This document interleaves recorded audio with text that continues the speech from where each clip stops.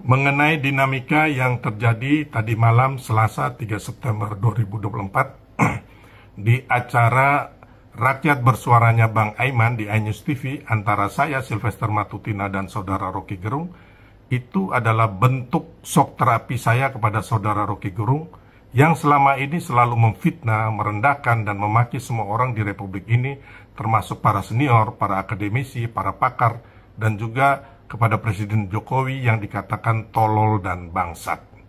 Selama ini orang-orang tidak pernah membalas, hanya mendiamkan saja. Tapi coba kita bayangkan bagaimana kalau saudara kita dan orang tua kita dihina segitu rendahnya oleh saudara Rocky Gerung. Apakah kita bisa terima? Kalau saya sebagai orang Indonesia Timur, lebih baik saya mati daripada dihina, direndahkan seperti itu. Saya berjanji, saya akan mengejar orang itu sampai ke lubang tikus manapun.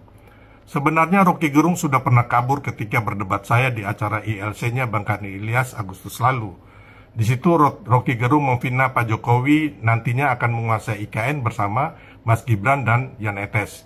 Juga dalam kesempatan itu, saudara Rocky Gerung menuduh Pak Jokowi iri hati dengan Bu Mega dan Pak SBY yang setelah purna tugas sebagai presiden mempunyai partai politik. Dan saya balik bertanya kepada saudara Rocky Gerung, Anda ini paranormal atau Tuhan yang bisa mengetahui hati orang dan peristiwa yang akan terjadi di masa mendatang? Karena tidak bisa menjawab pertanyaan balik saya, Rocky Gerung kabur meninggalkan acara debat sambil mengatakan saya onderdil. Dan tadi malam di awal acara, saudara Rocky Gerung sudah menunjukkan sikap yang tidak bersahabat dan kekanakan. Rocky duluan yang mengatakan saya penjilat dan bodoh, padahal saya tidak pernah menyerang saudara Rocky dan tetap berlaku sopan. Jadi wajar saya balik menghardik dan memaki dia, karena dia yang dulu menghina dan merendahkan saya. Saya bukan penjilat Pak Jokowi. Selama 10 tahun saya berhubungan dengan Pak Jokowi, saya tidak pernah minta jabatan atau meminta proyek. Dan saat ini saya bangga dengan profesi saya sebagai seorang pebisnis, seorang lawyer, dan juga ketua umum dari organisasi yang melakukan kepedulian dan kerja nyata untuk rakyat, melakukan advokasi di seluruh Indonesia, mendampingi dan membantu petani, nelayan, pedagang kecil, dan orang-orang yang tersolimi dan tidak beruntung. Tapi syukurlah setelah selesai acara kita sudah saling berdamai dan memaafkan. Tapi pertanyaan saya mengenai fakta Pak Jokowi melanggar hukum, etika dan moral selama memimpin Indonesia tidak bisa dijawab oleh saudara Rocky Gerung.